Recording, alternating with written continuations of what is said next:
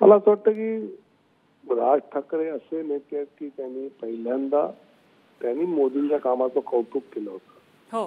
तसंच मोदींच्या कामाला त्यांनी टीकाही केली होती. आणि आज महाराष्ट्रात जी राजकीय स्थिती आहे ज्यात उद्धव ठाकरेंची शिवसेना ही हिंदुत्व सोडून काँग्रेस आणि राष्ट्रवादीचे शरद पवार यांनी राम मंदिर आणि बाकी हिंदू मुद्द्याला विरोध केला अशांच्या सोबत गेल्यामुळे एक जो व्हॅक्युम होता आणि गेले 2-3 वर्ष महाराष्ट्र नवनिर्माण सेना हिंदुत्वाची भूमिका आक्रमकपणे घेत होती.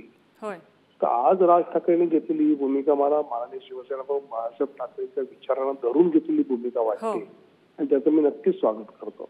विनोद तावडेजी, एक मुद्दा असा आहे की आपण सगळ्यांनी म्हणजे महाराष्ट्राने मनसेचा जन्म झाल्यापासून राज ठाकरेंचं यश बघितलंय, त्यांचं अपयशही बघितलेलं आहे. मात्र बरेचदा राजकीय विश्लेषकांच्या नजरेतून, पत्रकारांच्या नजरेतून किंवा मोठ्या राजकारण्यांच्या नजरेतून मनसे हा पक्ष मतविभाजन करण्यासाठी जास्तीत जास्त आतापर्यंत राजकीय विश्वात बघितला गेला आणि आता तो मनसे महायुतीसोबत आहे म्हटल्यानंतर ही किती दिलासादायक गोष्ट आहे भाजपसाठी, महायुतीसाठी?